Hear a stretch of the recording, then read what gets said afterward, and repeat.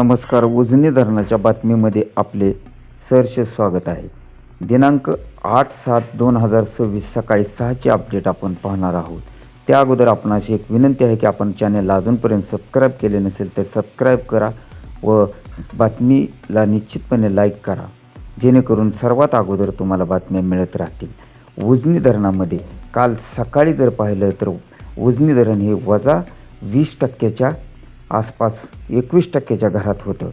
मात्र उजनीचा प्रवास हा अत्यंत वेगाने व दौंडकडून येणारी आवक ही झपाट्याने वाढत गेल्यामुळे उजनी धरण हे मायनस पातळीकडून प्लस पातळीमध्ये आलेले आहे.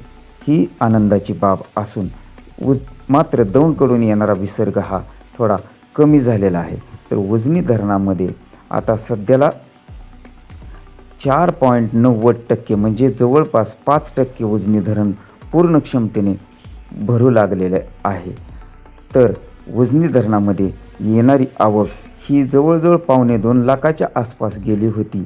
मात्र ती आवक ही घटून 1,17,263 क्युसेक्स झालेली आहे. मात्र ही आवक कधीही वाढू शकते, का तर पुणे जिल्ह्यातील व उजनीच्या वरील साखळी धरणे ही झपाट्याने भरू लागल्यामुळे व खडकवासला धरणही जवळपास भरलेलेच असल्यासारखे झालेले आहे. काल 80%च्या घरात खडकवासला धरण होते.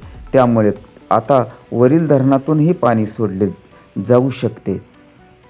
तसेच काल उजनी धरणावर पावसाची नोंद 2 मिलीमीटर ही झालेली असून अशाच प्रकारची पावसाची नोंद होत राहिली व वरील साखळी धरणातून जर पाण्याची आवक आणखीनही वाढू लागली तर उजनी धरण अगदी काही लवकरच भरणार हे मात्र नक्की व आपण तशी आशा करूया.